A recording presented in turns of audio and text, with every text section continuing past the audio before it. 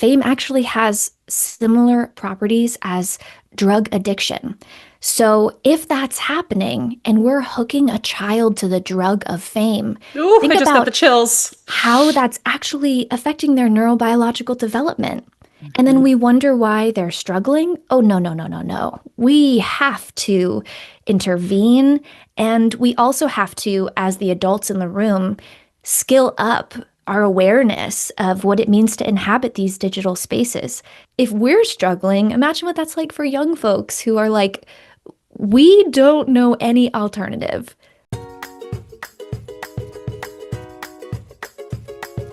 Hello, hello, Hill Squad. Welcome back. We have a very special guest and friend of the pod on the show today, Alyson Stoner. Alyson is an actor, author, and the founder of the movement Genius, which we talked about last time they were here. But today we're so excited to have them back to dive into their new memoir, Semi-Well Adjusted Despite Literally Everything. It's an emotionally raw and personal look at life in front of the cameras. As you all know, or may not, but now you will, Alyson has gone from beloved child star. They were in films like Cheaper by the Dozen, Missy Elliott's music videos, and how they have become a powerful mental health advocate. And in this book, Alyson is not holding anything back. It details the early burnout, disordered eating, rehab, trauma, recovery, and how Alyson is using their story to reimagine how we care for child performers and even ourselves. But before we get into all of that, Heal Squad, our quote of the day: the body doesn't forget what the mind tries to bury. It waits quietly, patiently, for a safe enough moment to release what it's held all along. And that is from Alyson's new book. Really great quote. I really, really loved that, actually. Very powerful because it's so true. So, friends, let's welcome back Alyson to Heal Squad. I am excited to chat with you about your new memoir. It's definitely a very personal book, and it pulls back the curtains on what life was like. And I think, it's a really scary thing to do a memoir. And I wonder how that played out for you. Did you feel like you had to even censor some stuff, which I imagine you can't always tell people everything, even if you want to, because it's scary. You still want to work in life. Sure. And you're naming it. You're on the inside, so you understand there are a lot of decisions that have to be made. Because I've transitioned my career toward being a mental health practitioner, I recognized that in order to tell the full story, I had to name some names. I needed to speak a fuller version of the truth, which is not always polite. It is not always easily digested. It may not be well received, but it does need to be stated in order for us to, in my opinion, graduate the conversation beyond just another child star memoir and melodramatic, sensationalized clickbait headline about the next downward spiral. So I'm ultimately grateful for where it landed. However, it is incredibly vulnerable. I do disclose a lot of information, not just about what happened on various sets growing up, but also the biological development of what it means to be a child in those positions and spaces. And I'm curious to hear people's feedback. I've had a handful of people read the early manuscript, and I think it's got more density than people might expect. Do you feel like it was easier in some ways to have it come out now, post Me Too movement, post, like, there is an awakening that's gone on? I agree. I think people are ready to reckon with the systems we inhabit.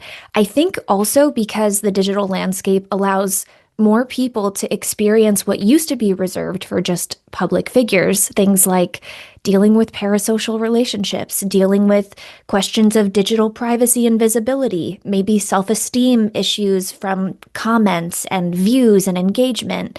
I think now it's cracking open our hearts to recognizing, oh, we humans in our bodies and minds are fragile and impressionable, and we actually need to be quite careful about how we navigate this world together. So I do think that, I was encouraged by others' bravery. And now I am recognizing that in many ways, this is kind of spearheading a new movement. Other peers of mine have come forward and shared their struggles, but no one has really talked about intervening and preventing it from happening again. So I'm trying to connect some dots and start some timely conversations. which I Maybe the end of my love. career. Well, I think that you have, as you said, transitioned into a whole new space where they actually need you and in a different way, Sure. right? And I was looking at your Instagram, and one of the things that I thought was powerful was when you were talking about deciding or making that decision to not have children, and how ironic it is that you're spending your life now protecting other children. It's almost like you're a mother to all.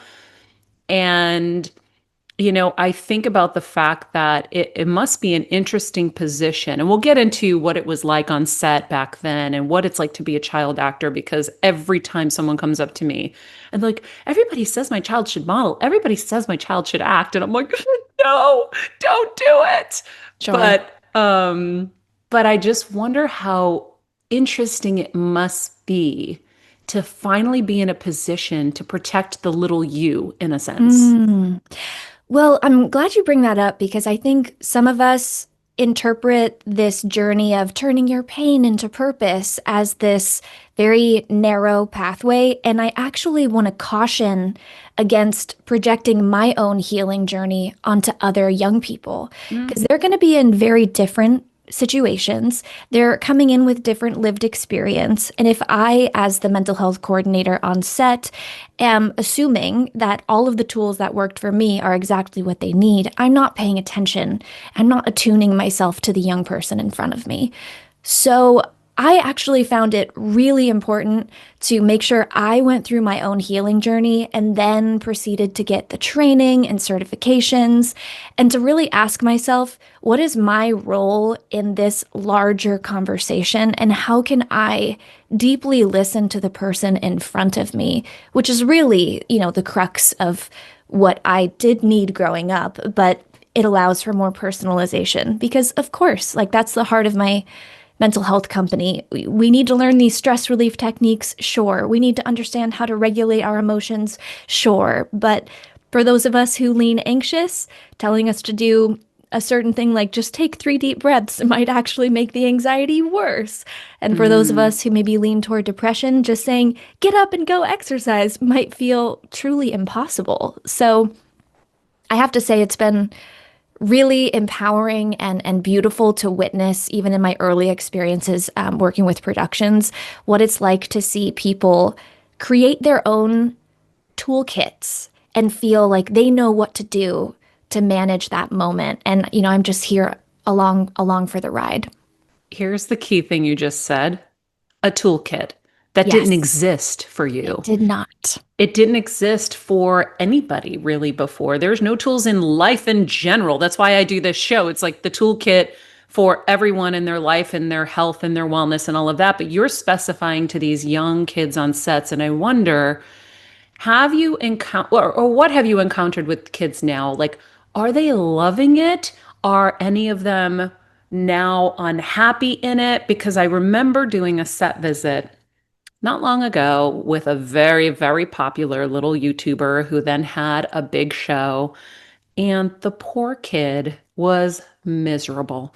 He Mm. had this big playground on the set and he had never used it. I go, "You've never gone on the slide?" He goes, "No." I go, "Oh, that's changing now." And he's like, "What?" I'm like, "We're going down, buddy. Let's go." And so, like, Aw. I made it fun for him and I made an announcement on the set. I was like, probably channeling you. I was like, "Hey guys, every day, half an hour a day, this kid's playing on this thing. Like, that's just non negotiable. He's going to do this." But Mm. I can see where parents get really taken, right? It's so exciting now. A big network wants to do a show around your kid. It's no longer a YouTube thing where they're having fun with it. Now it's this big show and they have to deliver. And Mhm. we'll get into how you had to deliver 80 hours a week as a little kid. I mean, what is it like for kids Are they happy doing this? Is there a Ooh. mix? Of course, every child's experience will be different. I do have some peers who grew up knowing they wanted to be a performer, but that still doesn't mean that they understand the short and long-term implications of commercializing that interest. There are so many ways to support interests in performing via local community theater or Hmm. making fun videos that you only share within your family and friend network. The moment that you industrialize a passion, you're entering a space where there are corporations who own your name and likeness. There are legal contracts dictating your appearance, even as you undergo puberty and can't control what's happening to your body. There are also elements here biologically where a young person hasn't formed their own identity yet. So it's largely still an extension of their surrounding caregivers and or the forces, deeply shaping them. And so what they're experiencing is a normalization of this 80-hour work week of being commodified to the point where that's actually going to be their reference point for their future. That is their map of reality.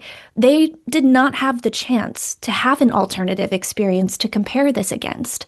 So when we see these, quote unquote, unusual behaviors from young people, whether that's being a workaholic like I was, or someone who's maybe crying out for help because they didn't have that safe space to just experiment and make mistakes without it being, blown up in the media, there's actually room to say this is a very natural and normal response to a young person who was in such extreme circumstances and their nervous system was experiencing too much too soon without the tools needed to find center after the highs or the lows. So it's been really fascinating to research this over the last 10 years now and to pull from all of this information that does exist, but just hasn't really been synthesized. And, I'll share this. I found it really interesting studying the experience of fame. So there are three wild statistics that just, I think, really drive this home. And we can think about this now, not just for child actors, but also children online who are, in the kid influencing $8 billion industry. So the first statistic is that fame has been proven to shorten the lifespan of a person by 12 to 14 years. And there are a lot of variables that contribute to that research, but very shocking. The second is that someone is up to 3 to 4 times more likely to end their lives when I knew they you were going to are say that. experiencing fame. Yes. And then the third piece of research shows that fame actually has similar properties as drug addiction. So if that's happening and we're hooking a child to the drug of fame, Ooh, I think just got the about chills. how that's actually affecting their neurobiological development. And then Mhm. we wonder why they're struggling. Oh, no, no, no, no, no. We have to intervene. And we also have to, as the adults in the room, skill up our awareness of what it means to inhabit these digital spaces.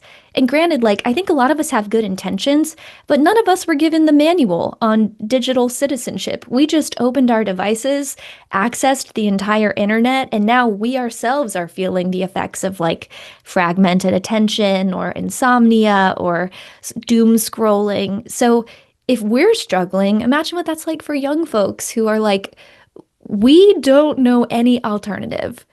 A Yeah. lot to process. I know. I mean, I think about it even like with my 2-year-old. I made a decision that I would post her face when she was born because every baby looks the same. But then after that, there were no photos of her face. And it's partly because of what I was seeing with AI. They can make a porno out of your baby. They can do all kinds of crazy things. Hmm. But then also I'm like, she didn't make the decision to be a public figure. Mm. And I don't want her to be judged. That whole platform is built on likes. You look good, you don't look good. And I'm like, she's developing. This isn't a healthy thing for me my Mhm. choice. I'm not knocking anybody else. Everybody does what they want to do and they have their reasons. But for me, I was like, I don't want her to feel like she's in that situation.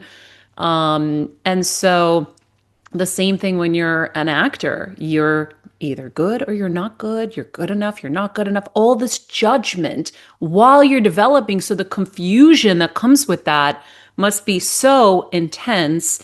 And I had a feeling when you were talking about the studies, I knew what you were going to say because I think instinctually we all know, but it's interesting to see that there's some studies behind that.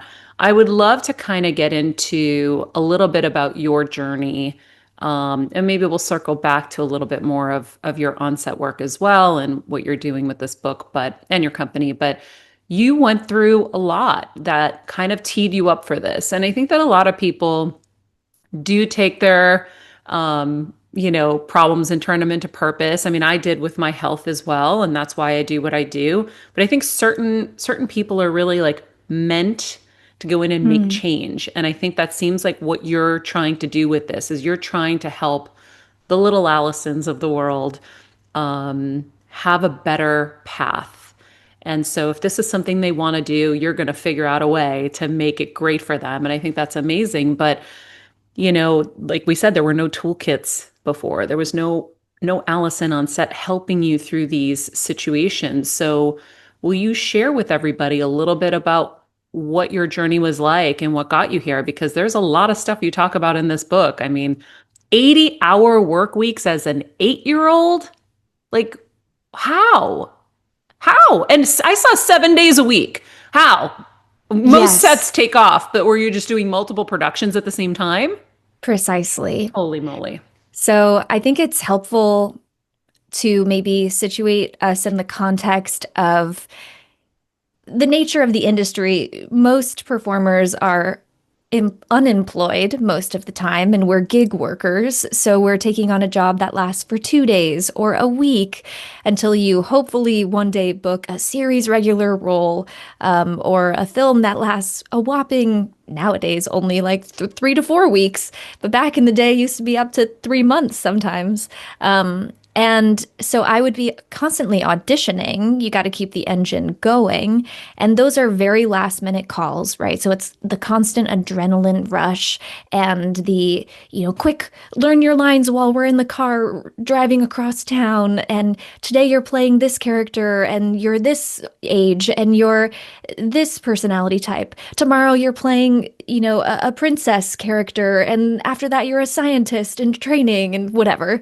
And so, a lot of chameleonic experiences, morphing my sense of self and adapting to the rooms and the people. And as a young person, of course, I'm eager to please.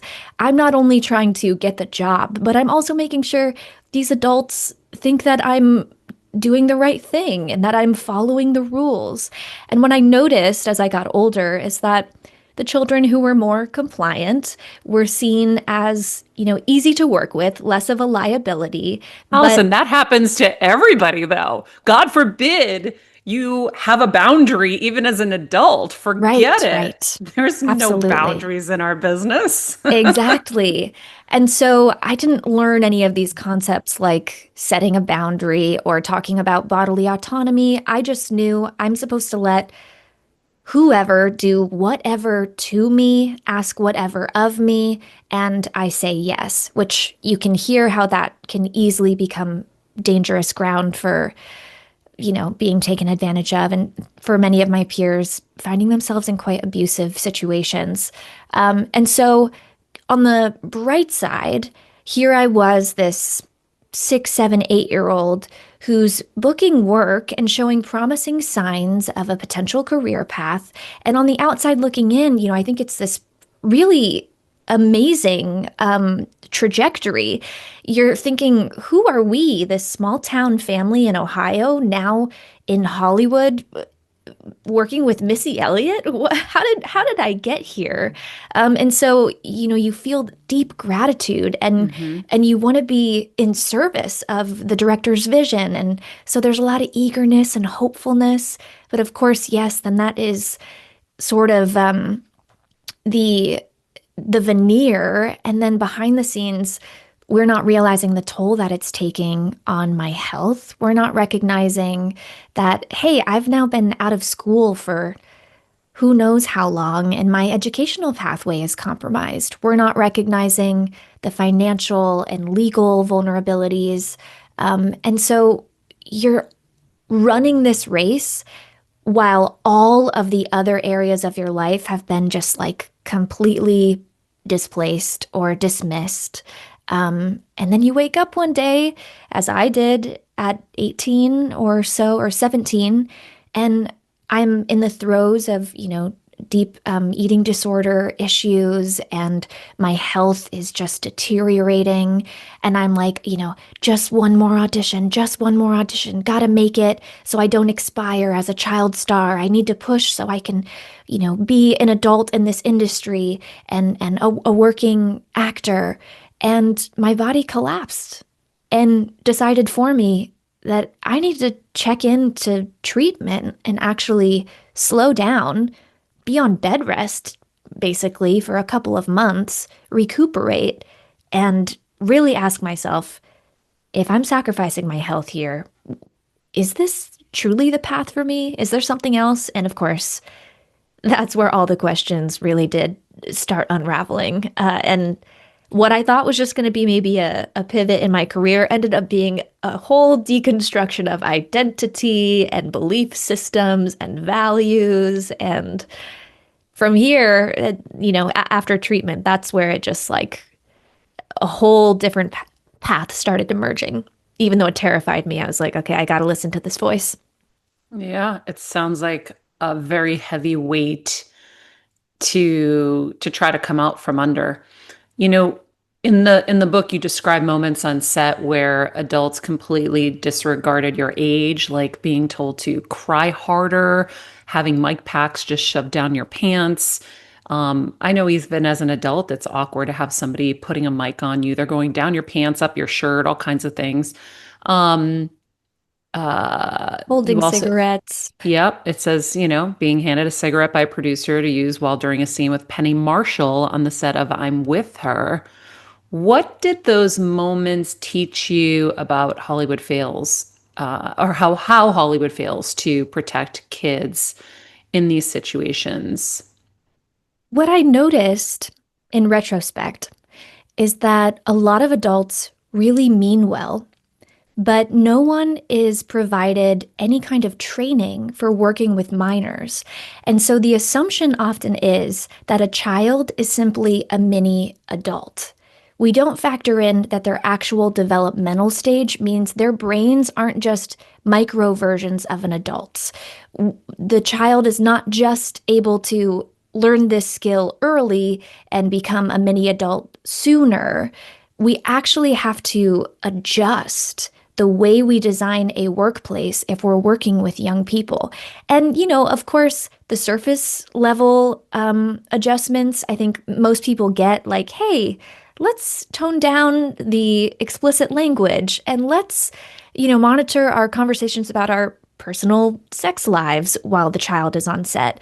But what we need to also do is make sure that every adult who's working with a child understands, oh, this is a young person who is relying on us as adults to create a safe enough workplace where their autonomy is honored, where their voices are heard, where they're allowed to be a child, not just a professional, and that we adapt to some of these things. And when I say that, I hear myself simultaneously going, "Oh, production companies will never do that. They've got to get that shot. They've got to stay on track with their budget. They can't make these accommodations." And then the other voice goes, "Well, then should we be employing minors if we can't provide safe sets for them? Maybe there's a deeper conversation here." Yeah, you think? You know, especially the track record. I just see every day, it seems like another one of my peers comes forward with a story. And I'm like, it doesn't actually have to be that way.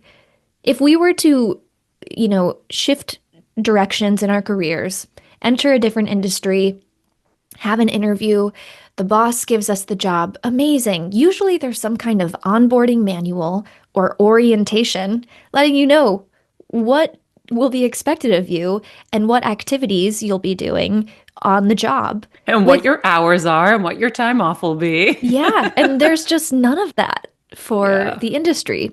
And it's actually quite silly. So I think we can do better. Now that we know better, we can do better. And this isn't Yeah. about only calling out specific names. There certainly are individuals that need to be held accountable, but it's also just saying, "Hey y'all, we trauma research has come a long way since I started the industry. So now that we know reenacting these traumatic scenes, especially as a young minor, pretending to be kidnapped or having to portray someone with, let's say a terminal illness, and really going there mentally, physically, emotionally, that has a lasting impact and needs to be handled with care. And we can. That's what mental health coordinators are for." I mean, I just don't see where there's even enough tools and care that could help a kid. They just shouldn't be doing that. Like, unfortunately, it shouldn't happen because I think of like Charlize Theron when she did Monster. She said she was in a dark place for a very long time after. And you've heard this from actors before. And these are grown ass adults with fully developed brains. They don't even let kids rent cars until you're 25 because your brain isn't fully developed. So now we're having a kid in a scene where, I mean, when I'm in a scene, I really feel like I'm in it. Absolutely. I don't even know, oh yes, I love you. And I'm like, I go home to my husband, I'm like, this is so weird. But Hmm. like, because I don't do it all the time. Like it was an awkward thing for me because when I'm in it, I'm in it. Hmm. And it's no different for these young kids. And they really don't know the difference between fiction and reality. So, all of that to say, I mean, I really don't think that there's even a safe way to do a lot of this. Some of it, like the light stuff, of course. But, you know, Well, yeah, go ahead. it's interesting you say that because when people read the manuscript, I think this is maybe going to be one of the conversations that comes from it is there an ethical way to do this at all? And of course, do I plan on trying to slow down the industry from producing a bajillion projects, some of which, that'll feature children? No, that's not really, I think, within my sphere of influence and power. But if you're going to do it, let's do it in a, hopefully a healthier way. But I do think not just for children in film and TV, but really thinking about how we're all inhabiting the digital spaces. And I wonder after you read the book if you'll still land in the exact same place as when you started, or if you'll have some new questions that you want to reflect on. Because I too, in the process of writing, learned so much about things like digital privacy and how our data, if we are sharing this information about ourselves online and it's circulating, listen, that you can't really ever get that back, that privacy back. Once it's gone, it's gone. And of course, yes, it leads to advertisers targeting you with their products, but for a young person and for adults, it also means that data might be used to profile you and affect your future educational opportunities, your future professional opportunities. Like we got to pump the brakes for a second and really think about what we're doing in with media. I think that's the problem, Allison, is we have to pump the brakes and no one's braking. It's all about flash, flash, flash, flash. Let's go to Starbucks. Let's get this. Let's watch TikTok. Let's go here. Let's go there. Let's go on this. I was in New York just recently and I looked at my best friend and we were having breakfast. I go, oh my God. She goes, what? I go, we're just consumers and runners. That's all we are. We're constantly consuming or we're running. We're running from our lives, running to the next hit, the next dopamine hit, whether it's on TikTok or on vacation or some, Instagrammable place, or we're buying on Amazon all the shit that people are telling us we don't have enough of. We are constantly in Yeah. those two modes. And Yes. so there isn't enough time to reflect and to think what is right and what is just being marketed to me. Like, why is all of this not questioned? And that's by design. right? Hmm. So, and what we like to do, especially in the States, is pathologize this as an individual problem. So then we put the onus on the person to try and overcome tech addiction when the very platform itself was designed to feel drug-like.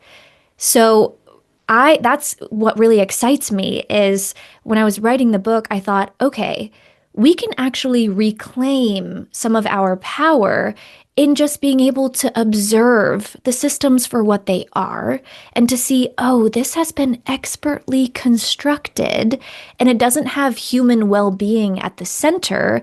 Therefore, it ends up being sometimes exploitative, sometimes, like you said, it places us in the position of consumer and we forget, oh, we can also be generative. We can be the creator. We can contribute to community, not just take, extract, extract, extract, thinking that this is going to fill us up. Somehow we feel emptier than ever, but we're filling ourselves with more stuff than ever. Hmm. Like, this I is do it where too. I know. but this is, I think, where it gets exciting because we're going, oh, we don't have to be duped by all of this. We actually can reclaim our voice, and then you can make conscious decisions. Maybe you actually realize, no, I really love the lifestyle of consumption. That's who I want to be. This is how I want to do it. Or you might say, okay, I've had enough distance from this for a moment. You know what? I'm realizing that my experience of happiness and fulfillment haven't really risen since I've experimented with this kind of consumption. Maybe this isn't the path for me, but either way, you feel like you're in charge and not being taken advantage of by platforms, by Hmm. corporations. I mean, and wellness and healing, come on. The mental health industrial complex, that is a whole thing. If you've never Googled that, I'll just tell you one thing, because I think this I've never shocks a lot of Googled it, so people. tell me. Okay. Are you familiar with the DSM? Have you heard of someone mention the DSM before? No. Okay, so it's a manual that's used to diagnose mental health conditions. And what they do is they assign these committees to get together and make a list of criteria. If you check the box on all of these different symptoms or some of these signs and indicators, then you might be diagnosed with whatever the label is. But hear me out.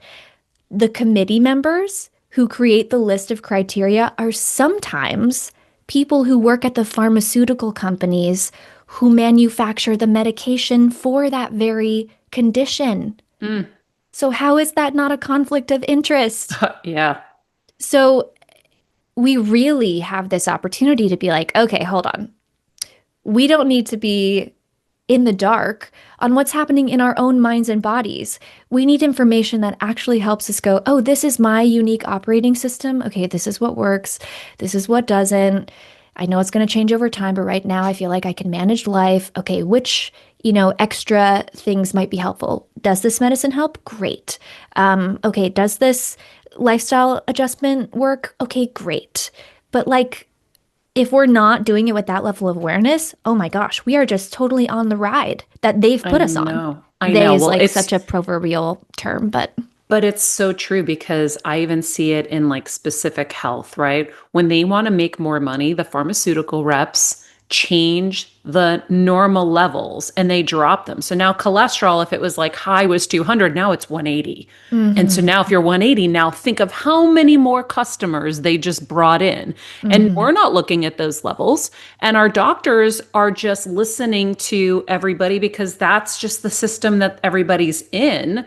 right. And so it happens everywhere. It's one of the things I'm always sounding the alarm on now is like, we really have to question everything. We really Mm-hmm, need to be the CEO of our health and we can't farm everything out. I wish we could. I wish we could just say, the government's really here for us or, our sure. elected officials are really here for us. When they make a base salary of like 150 grand, but now they're worth $27 million, I think we have a big fucking issue, guys. Right. Right? They're And not really there for us. They're there for the perks behind the scenes of the people who are puppeteering and controlling them to control the rest of us. mhm, One of the other projects that you talked about another moment with the Penny Marshall show where the production had left you with 0 days off. So these are some of the loopholes I think that, people don't realize. What was that like for you at such a young age? Like you said, like this was probably around 8 years old. Between 6 and 12 years old, the ramp was really quick, the ramp up.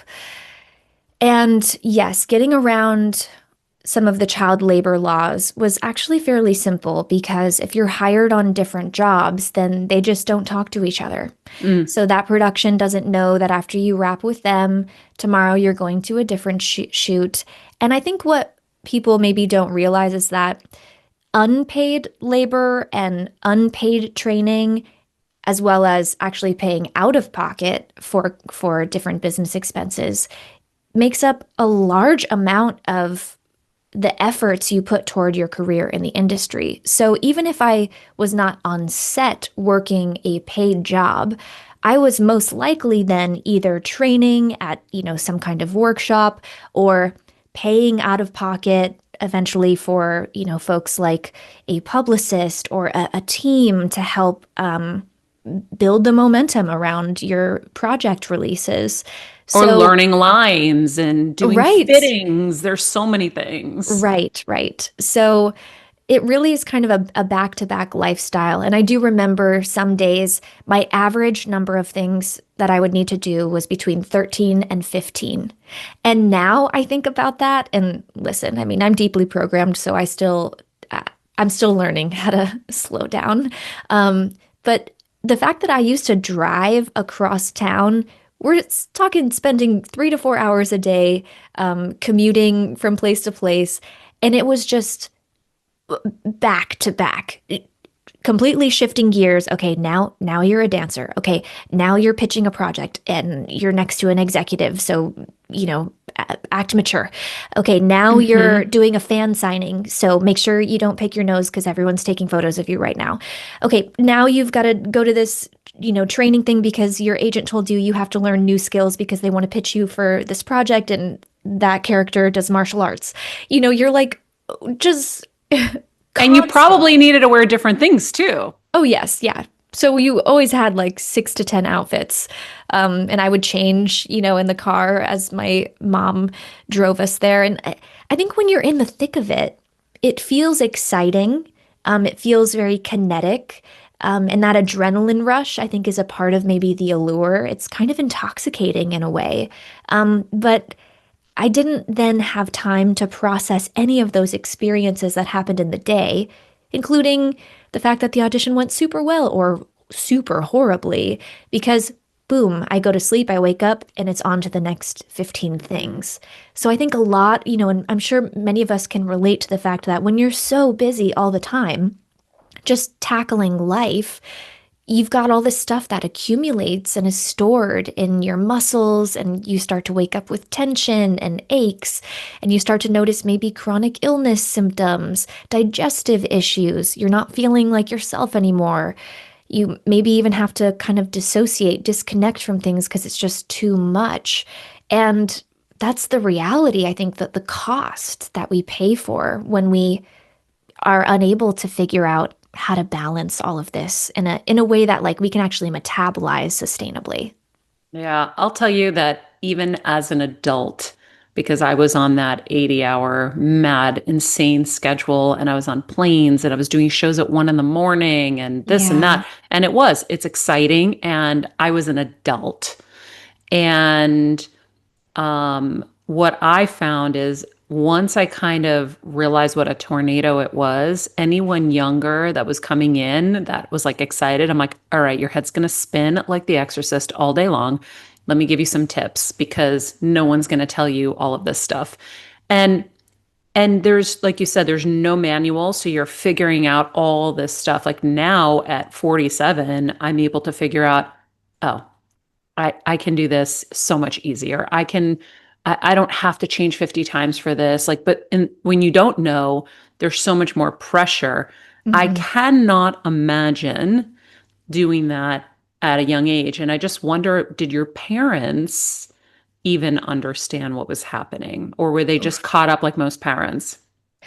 You know, so this is where it gets very tender because as I was writing the book, about three-quarters of the way through the first draft, I uncovered a folder of documents that had completely different information about my childhood and the perspectives that my parents and guardians and surrounding adults had about what I was doing. And the narrative that I was told was very different from the narrative that I discovered. And so I had to go back and deeply re-examine where people actually stood. And it's very sensitive and I I feel in my body right now the immediate sense of, feeling choked up, knowing that these were real humans trying to make sense of something, but they also had their own motives, whether they were conscious or subconscious. And and all of us were swimming in this ocean of certain cultural myths around early success and oh, you've got a quote unquote special child, so you need to make sure they pursue this and become a prodigy and all of these different things, the rugged individualism of it all, like just work harder and through grit, you can prove that you can go from rags to riches. All of the stories, all of them. We were we were drinking all the Kool-Aid, whether we knew it or not. And so the adults in my life, I think, were doing the best with what they knew, perhaps, but it absolutely was not enough. And unfortunately, a lot of really troubling things occurred because of that lack of oversight. I will say I do have one friend whose parents were social workers, and upon letting my friend begin auditioning, they saw the machine and immediately recognized, oh, this is not an environment for young people. So they ended up saying, hey, we know you love art. We know you love being creative. Let's do this in another avenue. If you find that you want to pursue this later, great, but let's make sure you're in school first for, the foreseeable future. And sure enough, she found her way back to the industry, but now has a college degree. Not saying you have to go to college, but was able to have some kind of stable, consistent upbringing, has her own sense of identity, is now an educator. And when she produces the content, she knows what is and isn't okay, what she's willing to do and not willing to do. And so I look at her as an example of like, oh, okay, this is what it looks like if your parents would have said, like, no way, not in my house. And But they were educated in that arena, so it was yes. easier for them to see. I wonder what was the hardest thing for you to tackle between the discrepancies of what you were told and what they had revealed in that folder. Well, I don't want to give away too much because it is such a critical moment in the book, and I want people to be able to be with me along the ride for it. But one of the elements that, started surfacing even around going to rehab and receiving treatment was, did I actually choose this? Did I ever even want this? That was a really hard question to ask because I was so deeply indoctrinated. Uh, and in interviews every day of my life, told people the exact same spiel. Yes, I absolutely love this. Oh, yes, this is my dream. Forgetting that at one point someone had actually seeded that sentence, and I have just been regurgitating someone else's story. And so that was really profound to reckon with because I was so certain that I was not like some of my other peers, that I actually had a handle on things, that I was trying to be a quote unquote well-adjusted human. And sure enough, whew, what you think, the decisions you think you're making of your own free will sometimes end up still being just like a coping strategy for your past pain or not knowing any better because you only are following the example you had at home. And so, yeah, I would say it helped me, this writing process has guided me to a place where I do feel more liberated from the story itself. And now I feel like, oh, my life is more mine than ever in a healthy way. And now I can really choose for myself what direction I want to go.